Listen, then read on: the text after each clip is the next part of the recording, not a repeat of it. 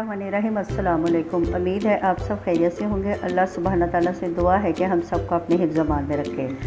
आज हम बना रहे हैं खीर। ये बड़ी स्पेशल खीर है और बहुत मज़े की बनती है। इसके लिए हमने 1.5 किलो दूध लिया और आधा कप चावलों का घंटे के लिए भिगो के उसको हाथ से मसल लिया था। इसके लिए आप टोटा चावल भी इस्तेमाल कर सकते हैं। मेरे पास साबुत थे, मैंने इन्हें भिगो के तो हाथ से तोड़ लिया। ये दूध को बॉयल आ गया है, इसमें ये चावल शामिल कर दें। बिस्मिल्लाहिर्रहमानिर्रहीम। अब इसको हल्की आंच पे पकने दें और चम्मच मुसलसल चलाते जाएं।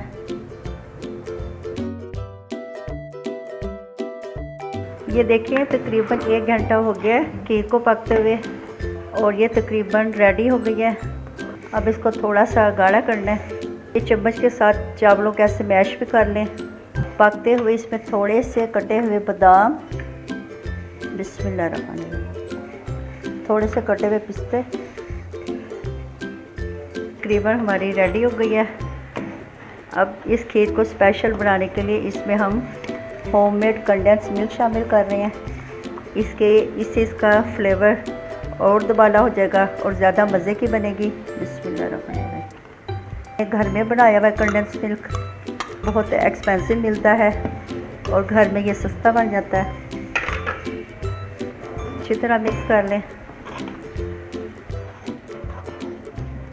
यहाँ पे आप इसमें मीठा टेस्ट कर लें कि चीनी ठीक है कि नहीं। वैसे ज़रा कम ही मीठा अच्छा लगता है। अगर मीठा ज़्यादा हो जाए तो फिर वो चीज़ खाई नहीं जाती। मीठा मुझे कम लगा था, इसलिए मैंने थोड़ी सी चीनी और शामिल की है। चीनी आप अपने टेस्ट के मुताबिक शामिल करें, क्योंकि बाद लोग तेज़ मीठा पसंद करते हैं और बाद ज़रा कम पसंद करते हैं। चम्मच मुसलसल चलाते जाएं ताकि नीचे से खीर लगने पर ना पाए। यहाँ तेज़ की है ताकि ये ज़रा खीर गाढ़ी हो जाए।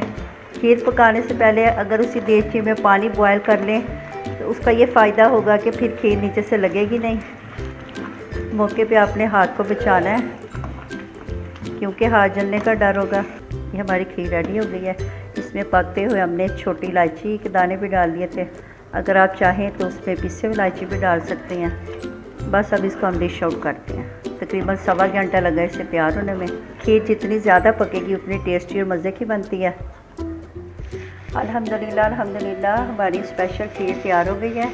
ये बहुत मज़े की और बहुत टेस्टी बनती है। आप इसको ज़रूर ट्राई कीजिएगा। घर में कोई दावत हो, कोई मेहमान आ रहे हो तो इस मौके पे ये खीर बहुत मज़े की लगेगी। बच्चे और बड़े सब बड़े शौक़ से खाते हैं।